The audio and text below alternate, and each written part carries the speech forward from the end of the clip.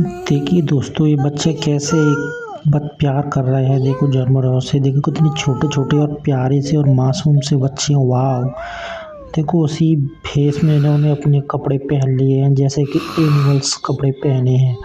और वाव! देखो कितने प्यारा क्यूट सा मासूम सा वो भाई, ये सबसे अच्छा लग रहा है ना। देखो क्या, और देखो क्या आगे क्या था। ओ भाई देखो, सेम ड्रेस, तो ऐसा लग रहा है कि दोनों से इसी का भाई है ये।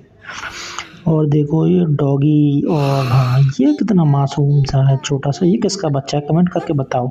अगर आपको हमारी वीडियो अच्छी लगी तो हमारे चैनल को सब्सक्राइब कीजिए। धन्यवाद।